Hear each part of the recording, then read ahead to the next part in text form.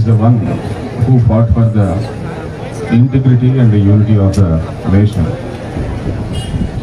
When British gave freedom to India, there were 565 princely states. You know what are princely states? Like Mysore, Hyderabad, which were not under Indian dominion. They were also given freedom separately, and they were given a choice whether to stay independent or to stay with India or with the Pakistan by the then British government. It was the vision of Sardar Vallabhbhai Patel and his conviction and commitment and his dedication and strong efforts which gave the shape to modern India. Otherwise we would have independent union territories within India. Like just imagine Hyderabad being a separate country within India.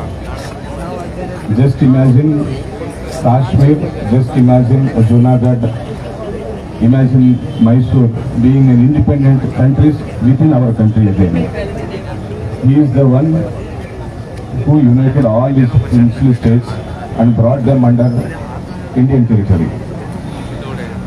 If you see his conviction and commitment with respect to the Hyderabad princely state, Sardar Vallabhbhai Patel being a Union Home Minister, he even used the military to bring Hyderabad under Indian territory. His decisions were so strong, so convicted, so dedicated, because of which he is called as Iron Man of India. Today we could see whole map of India because of the efforts done by Sardar Vallabhbhai Patel. The message he is giving today values a lot to the youth here. It is the responsibility of today's youth to hold the national unity, integrity, to bring all the people together irrespective of caste, religion, race, whatever, language, region.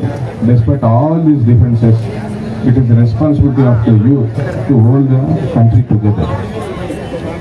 This is the value given by Sardar Vallabhbhai Patel. Today we have conducted all these activities to memorize what Sardar Vallabhbhai Patel has taught us, to inculcate all those ideologies in us and move forward.